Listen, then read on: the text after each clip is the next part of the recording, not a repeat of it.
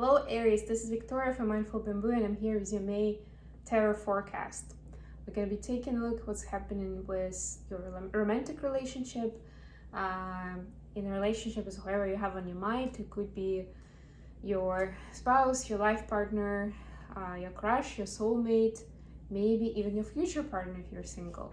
We'll also take a look at your career and workspace, and we'll get some guidance from the universe, from your higher power, on which steps to take to make the most out of this energy of May for yourself, Aries. So actually, it's pretty exciting. We're gonna have a few planets going into Aries in May, including Venus and Mars, the big ones, the feminine and the masculine energy, and Jupiter, one of them. So it's pretty cool. I'm gonna start with an oracle deck. It's gonna be the Sacred Traveler this month. So let's see what's happening for you. And then at the end, I'm gonna pull a few messages from the person to yourself, Aries. So stick around. Of course, remember that this is a general reading, so take only what resonates for you and leave the rest. If it doesn't feel like you're reading, you may want to check readings for other placements: Sun, Moon, Rising, or Venus sign. And if you like what I'm doing, don't forget to click the like button, to subscribe to my channel, to leave a comment, to share the video. This helps me circulate these messages with more people. Oh, and last but not least, check out the playlist with my podcast. It's in the description box, on mindfulness, different aspects of mindfulness. You can scan through the titles and you'll see what's of interest to you. Still have a few to go, but yeah, they cover a variety of topics like sleep and finding your calling and building healthy relationships. A lot of different topics that I do not cover in the channel just yet, but they are covered there. There is even one video podcast. I haven't published it yet. I might publish it on YouTube for you. We'll see. Okay, Aries. So you've got Watching Clouds. Wow, it's one of the cards that I call easy cards. Lie back, rest, and relax. Of course, it may not be as simple for Aries, for a fiery sign that likes to take charge and move forward, but generally speaking, it's an easy task, right? So it's not about creating something, it's not about producing, it's about being, enjoying, noticing, if you wish. And we're gonna get some more information now. What's this about? But yeah, it sounds like it's your place to kind of find something comfortable to sit on or to lay down and enjoy yourself when you can. It's also about self-care and self-love. Another message I'm getting. Yeah, it's a big topic, and not all of us know even how to go on vacation or to have some fun, focusing on yourself. Not necessarily just making other people happy and focusing on what they want, right? How do you focus on what you want, and what is it? Some people are so deep into pleasing others that it's even hard for them to realize what do they want, what are they looking for. Okay, let's get into tarot. I'm going to be using the movie tarot today. I got it in LA in April on my trip. It was bought in Hollywood in the Academy Awards Museum, so I'm pretty excited about this deck. Not because of that, of course, it's just a great deck. And it has different movie characters as major arcana, so and as court cards, of course, as well. So it has pretty cool explanations in the book for those. So if we get any major arcana, I'm gonna read some stuff for you. Let's see what we have for Aries. Okay, 2 cards right away. The High Priestess and the Tower. It's an interesting start. Okay, and 10 of Wands. Wow, yeah. So yeah, I'm going to be speaking on this sign. So Tower is your sign, actually, Aries. The High Priestess is Cancer. You could be dealing with a Cancer. For the career space, we have 4 of Cups, 8 of Wands, 8 of Cups. Okay. For the advice from the universe, we have Knight of Coins. It's Keanu Reeves from The Matrix. 4 of Wands and 9 of Cups. Wow, pretty cool. Wow, it's like happily ever after here. Wow. What can I say? Wow. Two of Swords on the bottom of the deck. And I love how swords are in perfect harmony here. Usually the swords are kind of like going like that to a focal point, and they're more in a battle-like position.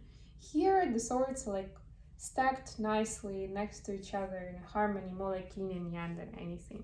It kind of tells me that, because Two of Swords is also like having trouble choosing between mind and heart, or not making the right decision, struggling with it. And this just shows us that you're not supposed to ignore either of those. So when we talk a lot about following your intuition and making a loving choice, doesn't mean that it doesn't have to be logical, that you can just shut off your brain and just go with your heart. Because a lot of people then fall into the thinking that it's about following your emotional response, which is not true either, right? Our brain is there for a reason. We need it. It's useful. So it's just about finding balance, because unfortunately most of us in the current society follow the logical path, and we forget about this intuitive guidance, which doesn't necessarily make a lot of sense logically, but still brings us a lot of happiness in the end. Okay, let's take a closer look. So no more major arcanas, okay, but we have two in your relationship space. I cannot say that I'm particularly pleased with these three cards, even three cards, but what can I say? Changes are coming up. So there's definitely some burden that's been piling up, and there will be like a breaking point in May, I'm getting here, where you're gonna say, okay, I've had enough. And that's where you'll need time for yourself to kind of self-care, self-nurture, and focus on yourself. Because you've been focusing a lot on the other person, their needs, taking care of them. High Priestess is a very nurturing energy. And I'm getting it's also about you, Aries, that you've been the caring one, you've been trying to make others happy, ignoring yourself a lot of times. And it built up to a kind of pile of a height where you cannot see, like, look around and see something, because it's just stacked with all these different responsibilities and burdens and sadnesses that you're somehow supposed to take care of, right? And you don't have to. And I'm not necessarily saying that it's another person's fault in this case. I'm just saying that it could be both of you, could be just them, could be just you. That is not the most important part here. It's important for you to kind of introspect on that for yourself, for your own growth, to understand what kind of patterns are present here, how do you deal with them. And the next time somebody puts that much heaviness and that many duties on you, you will know not to take it on in the first place, right? For example, something like that. I get a feeling that you had something to do with the situation too. It wasn't just the other person taking advantage of you. You are still in the mindset where you let them do it. You let things be that way. But now it's a breaking point where change is coming, and it's going to come whether you like it or not, hence the Tower, right? But I'm getting here, especially since the Tower is your energy, Aries, that it's going to get a breaking point for you where you are going to say yourself to this person, what, I cannot do it. I just can't go on like that anymore. I need time, I need space, and then you will be able to use the time and space to reflect on what you want to do next, and whether there is a point in trying to revive this relationship and trust between you two, or maybe it's time to part ways at this time. Maybe you've already taught each other everything you were supposed to teach, right?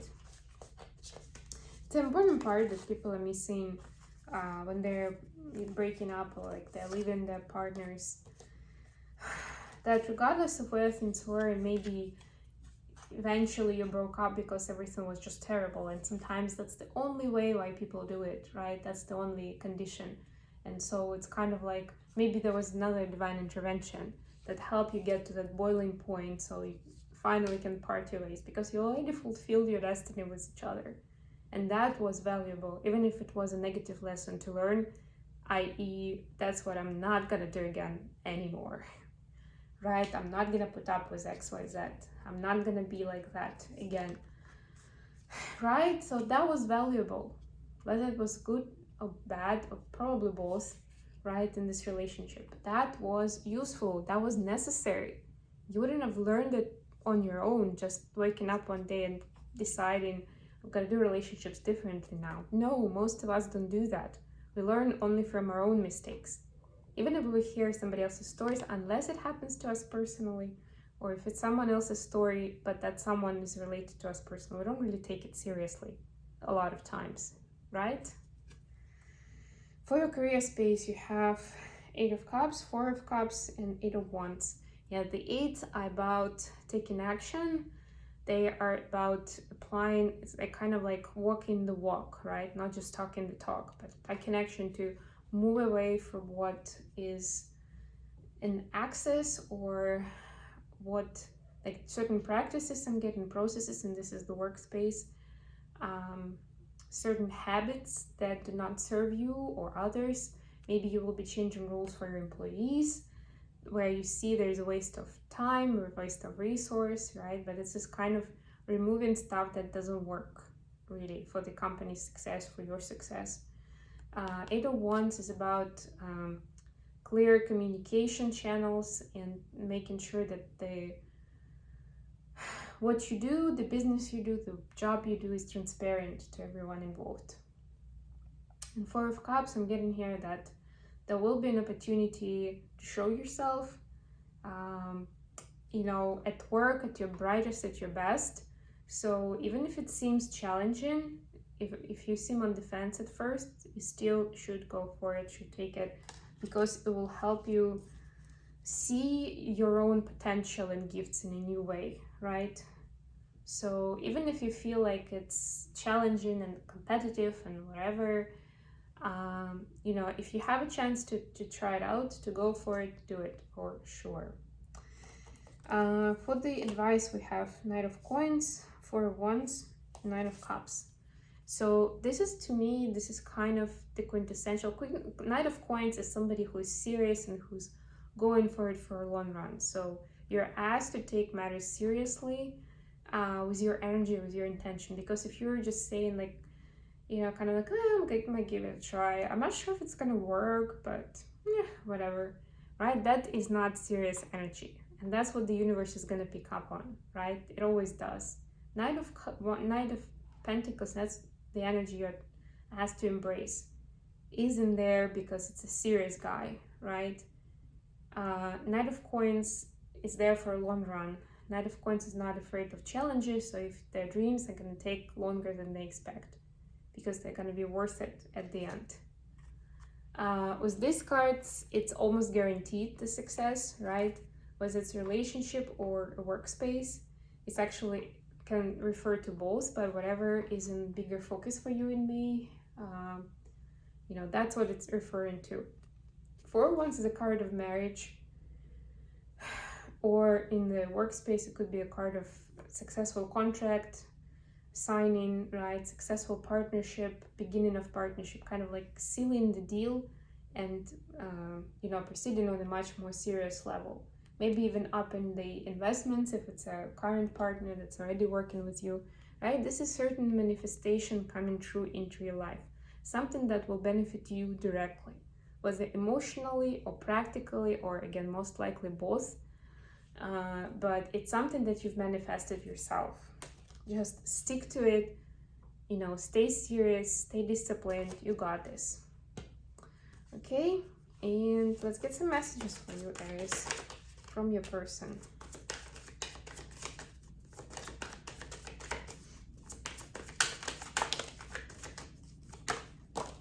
Okay, gonna have to pick this up. We have Any Time for Me, I'm Addicted to You, Be More Selfish, and Sex with You.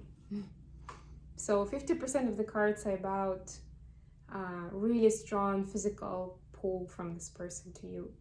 But also there is this energy of them wanting to, for each of you to kind of stay as individuals, to be able to, still feel free and feel like you are, a worthy individual, each of you on your own, which is healthy actually. It may seem a little suspicious at first, but it's actually healthy energy. So I have a very good feeling about this one. So I'm also getting this connected with that 10 of Wands that we saw, and maybe you will need to be more selfish, each of you, at some point in May, and kind of to drop those burdens mutually, right?